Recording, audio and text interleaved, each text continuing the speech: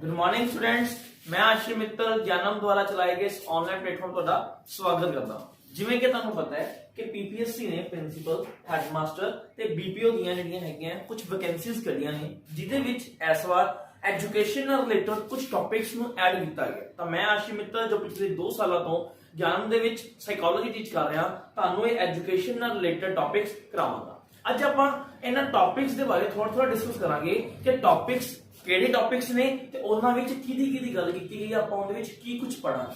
ਤਾਂ ਸਭ ਤੋਂ ਪਹਿਲਾਂ ਇਹਨਾਂ ਨੇ ਚਾਈਲਡ ਰਾਈਟਸ ਦੀ ਗੱਲ ਕੀਤੀ ਹੈ ਕਿ ਚਾਈਲਡ ਰਾਈਟਸ ਕਿਹੜੇ ਹੈ।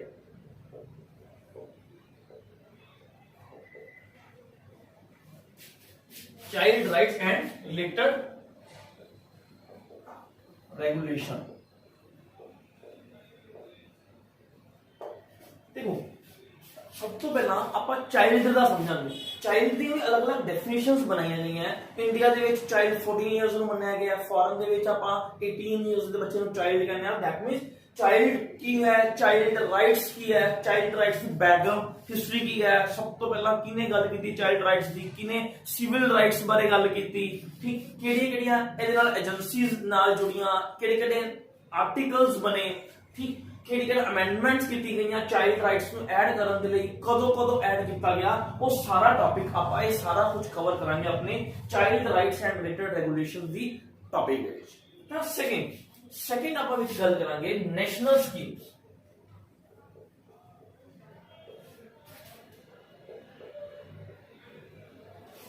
ਆਪਾਂ ਗੱਲ ਕਰਾਂਗੇ ਨੈਸ਼ਨਲ ਸਕੀਮ। ਕਾਫੀ ਸਕੀਮਸ ਬਾਰੇ ਦੇਖੋ ਇਹਨਾਂ ਨੇ ਇੱਕ ਟੌਪਿਕ ਬਣਾਇਆ ਹੋਇਆ ਹੈ ਕਿ schemes related to union and state government, ਠੀਕ। ਤਾਂ ਆਪਾਂ ਨੈਸ਼ਨਲ ਸਕੀਮਸ ਦੇ ਵਿੱਚ ਜਿੰਨੀਆਂ ਵੀ ਸਕੀਮਸ ਆਈਆਂ, ਚਾਹੇ ਉਹ ਐਜੂਕੇਸ਼ਨ ਨਾਲ ਰਿਲੇਟਡ ਹੋਣ, ਤੁਹਾਨੂੰ ਬੇਸਿਕਲੀ ਸੋਸ਼ਲ ਵੈਲਫੇਅਰ ਦੀ ਗੱਲ ਕੀਤੀ ਗਈ, ਆਪਾਂ ਅੱਗੇ ਗੱਲ ਕਰਦੇ ਹਾਂ।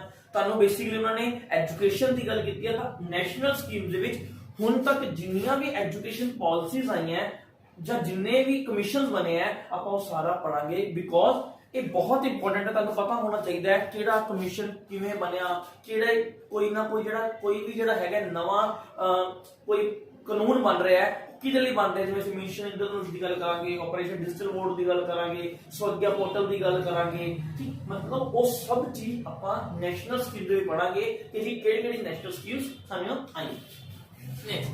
ਨੈਕਸਟ ਦੇਖੋ ਆਪਾਂ ਗੱਲ ਕਰਾਂਗੇ ਐਜੂਕੇਸ਼ਨ ਪਾਲਿਸੀਜ਼। तो टॉपिक है एजुकेशन पॉलिसी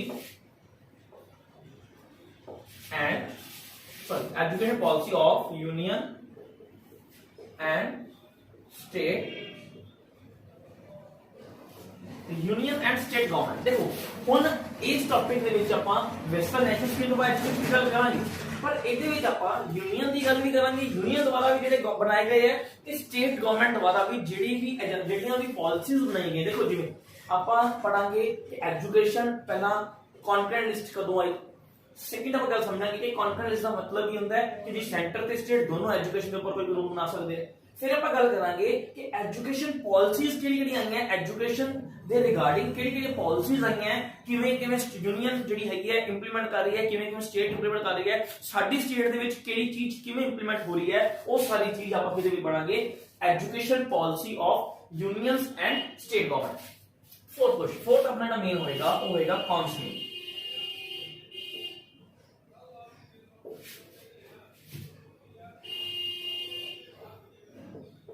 देखो नेक्स्ट टॉपिक बहुत इंपॉर्टेंट टॉपिक में ऐड किया गया है काउंसलिंग ऑफ स्कूल्स। देखो काउंसलिंग तो पहला आप एक वर्ड समझांगे गाइडेंस। गाइडेंस की होती है कि किसी को गाइड करना। काउंसलिंग की होती है कि उस चीज को सिर्फ गाइड नहीं करना, डेप्थ में जाके प्रॉब्लम को आइडेंटिफाई करना। ਹੁਣ ਤੁਸੀਂ ਪ੍ਰਿੰਸੀਪਲ ਬਣ ਰਹੇ ਹੋ, ਤੁਸੀਂ ਹੈਡਮਾਸਟਰ ਬਣ ਰਹੇ ਹੋ, ਤੁਸੀਂ ਜਿਹੜਾ ਹੈਗਾ ਬੀਪੀਓ ਦੀ ਪੋਸਟ ਤੇ ਜਾ ਰਹੇ ਹੋ, ਹੈਡ ਆਫੀਸਰ ਬਣ ਰਹੇ ਹੋ, ਤਾਂ ਮਤਲਬ ਤੁਹਾਨੂੰ ਆਪਣੇ ਅੰਡਰ ਕੰਮ ਕਰਨ ਵਾਲੇ ਹਰ ਪਰਸਨ, ਚਾਹੇ ਉਹ ਸਟੂਡੈਂਟ ਹੈ, ਚਾਹੇ ਉਹ ਟੀਚਰ ਹੈ, ਕੋਲੀਗ ਕਹ ਲੋ, ਟੀਚਰ ਕਹ ਲੋ, ਕੁਝ ਵੀ, ਹਰੇਕ ਦੀ ਕਾਉਂਸਲਿੰਗ ਕਰਨੀ ਹੈ। ਜੇ ਤੁਹਾਨੂੰ ਪ੍ਰੋਬਲਮਸ ਆਉਣਗੀਆਂ, ਉਹ ਐਡਜਸਟਮੈਂਟ ਪ੍ਰੋਬਲਮ ਹੋ ਸਕਦੀ ਹੈ, ਉਹ ਕੋਆਪਰੇਸ਼ਨ ਪ੍ਰੋਬਲਮ ਹੋ ਸਕਦੀ ਹੈ, ਕਿਸੇ ਵੀ ਤਰ੍ਹਾਂ ਦੀ। ਪਰ ਜੇਕਰ ਤੁਹਾਨੂੰ काउंसलिंग ही नहीं करनी आती होगी, तुसी उस चीज को पहचान ही नहीं सकोगे कि किवें केड़ी प्रॉब्लम है, कौन सही है कौन गलत है, तो तुसी एक स्कूल ਨੂੰ ਚੰਗਾ ਮੈਨੇਜ ਨਹੀਂ ਕਰ ਸਕਦੇ। ਤਾਂ ਇਹਦੇ ਵਿੱਚ ਆਪਾਂ ਕਾਉਂਸਲਿੰਗ ਕਿੰਨੇ ਤਰ੍ਹਾਂ ਦੀ ਹੁੰਦੀ ਹੈ, ਟਾਈਪਸ ਪੜਾਂਗੇ ਕਾਉਂਸਲਿੰਗ ਦੀਆਂ, ਗਾਈਡੈਂਸ ਬਾਰੇ ਥੋੜਾ ਜਿਹਾ ਪੜਾਂਗੇ ਆਪਾਂ, ਇੱਕ ਸਕੂਲ ਨੂੰ ਕਿਵੇਂ ਕਾਉਂਸਲ ਇੱਕ ਪ੍ਰਿੰਸੀਪਲ ਇੱਕ ਹੈਡਮਾਸਟਰ ਕਿਵੇਂ ਕਾਉਂਸਲਿੰਗ ਕਰ ਸਕਦਾ ਹੈ, ਟੀਚਰਸ ਦੀ ਸਟੂਡੈਂਟਸ ਦੀ ਕਿਵੇਂ ਕਾਉਂਸਲਿੰਗ ਕਰ ਸਕਦਾ ਹੈ, ਤਾਂ ਉਹ ਸਾਰਾ ਟੌਪਿਕ ਆਪਾਂ ਕਾਉਂਸਲਿੰਗ ਆਫ ਸਕੂਲ ਦੇ ਵਿੱਚ ਪੜਾਂਗੇ। नेक्स्ट अपना टॉपिक रहेगा administration, administration and management of schools. देखो नेक्स्ट टॉपिक है एडमिनिस्ट्रेशन। एडमिनिस्ट्रेशन की होती है किवें तुसी एडमिनिस्ट्रेट करना है, किवें तुसी चीज ਨੂੰ मैनेज करनी है। ਹੁਣ ਸਾਰਾ ਜ਼ਿੰਮੇਵਾਰੀ ਤੁਹਾਡੀ ਹੈ ਨਾ, ਤੁਸੀਂ ਪ੍ਰਿੰਸੀਪਲ ਬਣ ਰਹੇ ਹੋ, ਤੁਸੀਂ ਹੈਡਮਾਸਟਰ ਬਣ ਰਹੇ ਹੋ, ਤਾਂ ਹੁਣ ਸਕੂਲ ਨੂੰ ਐਡਮਿਨਿਸਟ੍ਰੇਟ ਕਰਨਾ ਮੈਨੇਜ ਕਰਨਾ ਹਰ ਤਰ੍ਹਾਂ ਤੁਸੀਂ ਦੇਖਣਾ ਕਿਹੜਾ ਪੈਸਾ ਕਿੱਥੋਂ ਆਏਗਾ, ਕਿਵੇਂ ਡਿਸਟ੍ਰੀਬਿਊਟ ਕਰੋਗੇ, ਕਿਵੇਂ ਲਗਾਉਣਾ ਹੈ, ਕਿਵੇਂ ਮੈਨੇਜ ਕਰਨਾ ਹੈ, ਕਿਵੇਂ ਬਚਾਉਣਾ ਹੈ, ਉਹ ਸਭ ਚੀਜ਼ ਜਿਹੜੀ ਹੈਗੀ ਆਪਾਂ ਦੇਖਾਂਗੇ ਕਿ ਐਡਮਿਨਿਸਟ੍ਰੇਸ਼ਨ ਦਾ ਮਤਲਬ ਕੀ ਹੁੰਦਾ ਹੈ, ਮੈਨੇਜਮੈਂਟ ਕੀ ਹੁੰਦਾ ਹੈ, ਐਜੂਕੇਸ਼ਨਲ ਐਡਮਿਨਿਸਟ੍ਰੇਸ਼ਨ ਕਿਹੜੀ ਹੁੰਦੀ ਹੈ, ਐਜੂਕੇਸ਼ਨਲ ਮੈਨੇਜਮੈਂਟ ਕਿਹੜੀ ਹੁੰਦੀ ਹੈ, ਸਕੂਲਸ ਦੇ ਵਿੱਚ ਕਿਵੇਂ ਮੈਨੇਜਮੈਂਟ ਕੀਤੀ ਜਾ ਸਕਦੀ ਹੈ, ਫੰਡਿੰਗ ਕਿੱਥੋਂ ਹੁੰਦੀ ਹੈ, ਤਾਂ ਉਹ ਸਭ ਕੁਝ ਆਪਾਂ ਇਸ ਟੌਪਿਕ ਦੇ ਪੜਾਂਗੇ, administration and management of schools. Next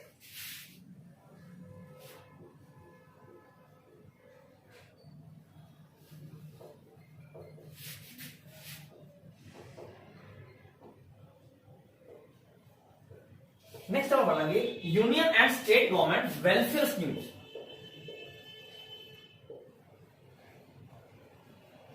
next अपन पढ़ेंगे यूनियन एंड स्टेट गवर्नमेंट। देखो वही चीज आ गई नेशनल स्कीम्स वाली कि ਇਹਦੇ ਵਿੱਚ ਆਪਾਂ ਉਹ ਸਾਰੀਆਂ ਸਕੀਮਸ ਪੜਾਂਗੇ ਜਿਹੜੀਆਂ ਤੁਹਾਡੇ ਵੈਲਫੇਅਰ ਨਾਲ ਰਿਲੇਟਡ ਹੈ, ਜਿਹੜੇ ਕਿਸੇ ਨਾ ਕਿਸੇ ਸੋਸਾਇਟੀ ਦੇ ਵੈਲਫੇਅਰ ਰਿਲੇਟਡ ਹੈ, ਤੁਹਾਡੇ ਵੈਲਫੇਅਰ ਨਾਲ ਰਿਲੇਟਡ ਹੈਗੀਆਂ ਜਿੰਨੀਆਂ ਵੀ ਸਕੀਮਾਂ ਆਈਆਂ, ਚਾਹੇ ਉਹ यूनियन द्वारा बनाई गई हैं, चाहे वो स्टेट गवर्नमेंट द्वारा बनाई गई हैं, जो भी स्कीमां आई हैं कदों आईयां, किने इंप्लीमेंट कीतियां, ਕਿਹੜੇ ਰਾਜ ਦੇ ਵਿੱਚ ਇੰਪਲੀਮੈਂਟ ਹੋਈਆਂ, ਬੇਸਿਕਲੀ ਕਿਹੜੀਆਂ ਸਕੀਮਾਂ ਕਿੰਦੇ ਫਾਇਦੇ ਦੇ ਲਈ ਬਣੀਆਂ, ਬੇਸਿਕਲੀ ਇਹ ਕੁਐਸਚਨ ਦੇ ਵਿੱਚ ਬਣਨਗੇ ਤੇ ਆਪਾਂ ਉਹਨੂੰ ਡਿਟੇਲ ਦੇ ਵਿੱਚ ਸਮਝਾਂਗੇ ਕਿਹੜੀਆਂ ਕਿਹੜੀਆਂ ਸਕੀਮਸ ਆਈਆਂ।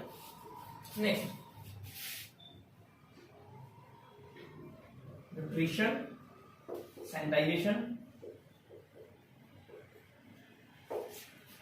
and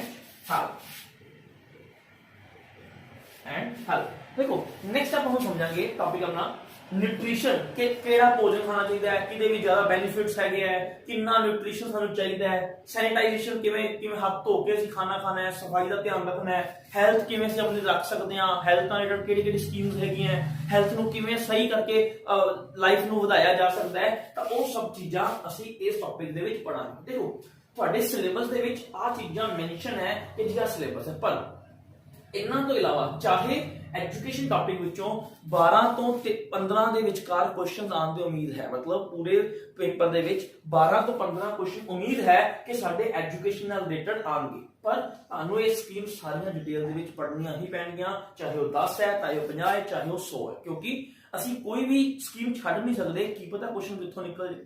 clear. सेकंड हुन एक तो हो गया सिलेबस, इस तो इलावा जेड़ा इन्हां दे विच इन्हां ने सिर्फ एक नाम देता नेशनल पॉलिसी, इन्हां ने नाम देता एडमिनिस्ट्रेशन एंड मैनेजमेंट, एक नाम सफिशिएंट नहीं है कि इस तो इलावा किहड़े-किहड़े क्वेश्चंस बन सकदे हैं, या इस तो इलावा आपां इस ऑनलाइन क्लासेस दे विच की पढ़ांगे वो समझो।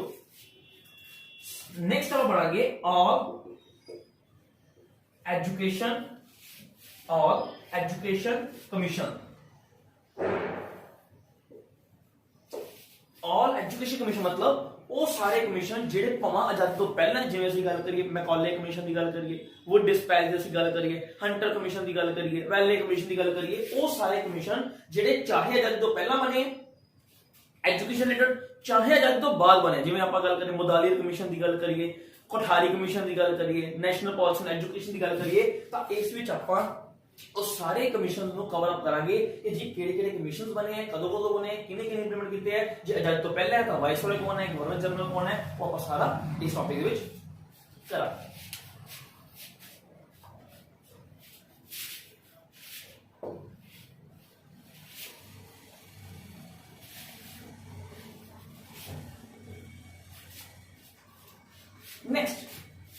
नेक्स्ट अपना टॉपिक रहेगा वो रहेगा एजेंसीज। नेक्स्ट नेक्स्ट जो अपना टॉपिक रहेगा वो की रहेगा अपना एजेंसीज। सारियां ਆਪਾਂ ਨੂੰ एजेंसीज पढ़ने पैणगीਆਂ। ਕਿਹੜੀ ਕਿਹੜੀ एजेंसी है जिवें ਆਪਾਂ ਗੱਲ करी MHRD, NCERT, SCERT, diet, NCTE, NCTE, ਉਹ ਸਾਰੀਆਂ ਏਜੰਸੀਜ਼ ਜਿਹੜੀਆਂ ਐਜੂਕੇਸ਼ਨ ਨਾਲ ਟੈਕਨੀਕਲ ਨਾਲ ਜਿਵੇਂ ਆਪਾਂ ਹੋਰ ਗੱਲ ਸਕਦੇ ਹਾਂ PSCB, CBSE, मतलब इस तरह की जिन्नियां भी एजेंसीज अपने रिलेटेड टॉपिक ਨਾਲ ਹੈਗੀਆਂ। Ministry of human resource development कदों बनी, किने इंप्लीमेंट की, national council of education research and training, state council of education research and training, diet, national council of teacher education, Punjab school education board, Punjab school education board, central board of school education. ये ਆਪਾਂ ਸਾਰੇ boards ਬਾਰੇ ਪੜਾਂਗੇ ਕਿ ਕਦੋਂ establish ਹੋਏ, ਕਦੋਂ ਬਣੇ, ਕਿਵੇਂ ਇੰਪਲੀਮੈਂਟ ਹੋ ਰਹੇ, ਕਿਹੜੇ ਕਿਹੜੇ ਸਕੂਲ ਚੱਲ ਰਹੇ ਹੈ। ਤਾਂ ਆਪਾਂ ਉਹ ਸਾਰਾ ਕੁਝ ਆਪਣੀ ਏਜੰਸੀਜ਼ ਵਾਲੇ ਟੌਪਿਕ ਦੇ ਵਿੱਚ ਕਰਾਂਗੇ। ਕੁਝ ਇੰਪੋਰਟੈਂਟ ਆਪਾਂ ਡੇਜ਼ ਬਾਰੇ ਪੜਾਂਗੇ,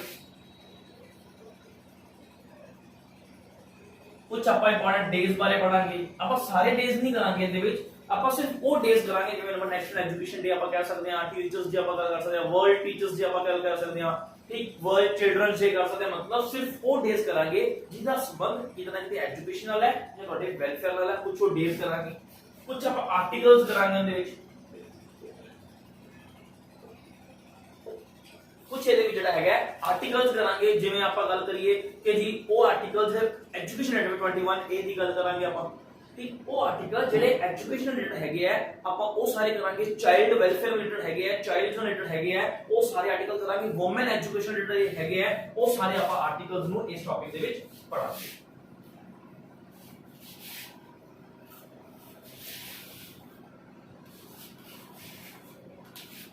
ਇਸ ਤੋਂ ਇਲਾਵਾ ਕੁਝ ਆਪਾਂ ਐਨਜੀਓਜ਼ ਬਾਰੇ ਪੜਾਂਗੇ,